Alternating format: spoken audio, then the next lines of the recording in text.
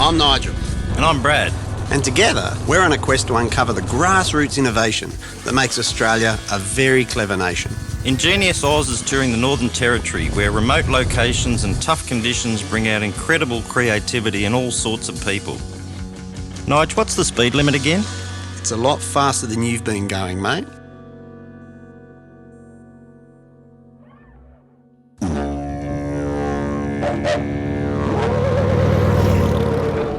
We've been constantly surprised by the innovation and passion of people working in the NT.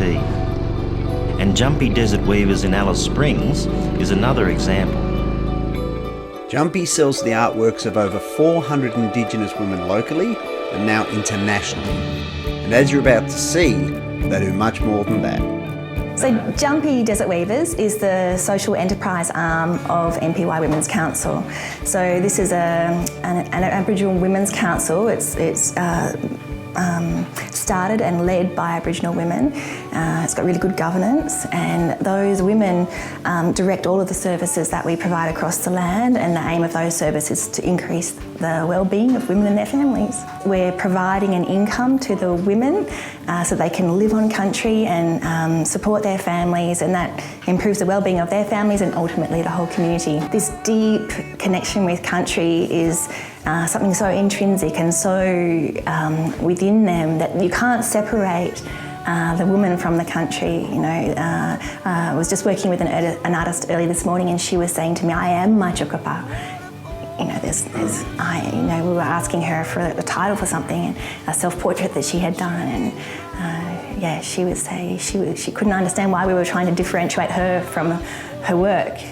For her, it's one thing. She is her work, and she is her culture, and she is her country. It's really strong, isn't it? It's really strong. And I can give you an example. So all of these animals that you can see around us, which are woven in the Tjanpi, they are this rich, sustaining life that it's a bush tucker.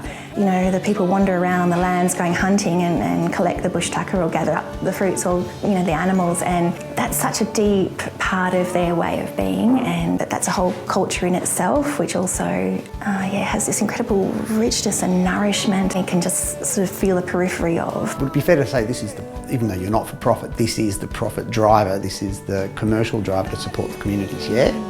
Or is it deeper than that? Is that a bit surface? Absolutely, the women use this as a vehicle to express their culture, but the bottom line for us is earning a living so you can stay on country. Yeah, one of the strengths of this organisation or this business of Tjanpi is that you know, the women can throw their raffia and their grasses in their stripy bag and jump in the Toyota and go and visit family in another country and take their work with them, and then, you know, they'll meet a Tjanpi worker somewhere along the road and sell their works on and like that. So it's quite a portable artwork.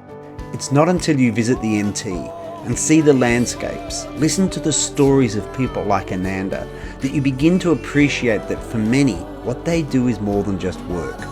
You could even say it's a calling. When I sit down in community with the women, I really encourage the young girls, the kungas, to come and sit down with us, because we want that amazing craft that the older ladies have created to be passed on. What I feel really excited about is that by the end of the day, when those girls have been, you know, spent the day really working hard to make something really groovy, by the end of it they've got this fantastic little artwork that they've created, and, you know, they show it to all their family and they get a photo taken with it, and you can see, you know, the enormous pride that they have in having, you know, created something really beautiful for the day. And those girls, you know, they tell me the stories, like when I was a little girl, I used to go with my nana out on country to collect Tjanpi grasses, and I would sit with all those old ladies and listen to their stories while they stitch their Tjanpi, and my nana used to say to me, when you grow up, you'll do Tjanpi too. And then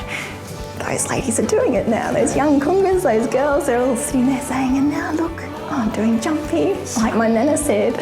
So you're not only out there helping support a community, you're actually making a difference. Tjanpi makes a difference, yeah.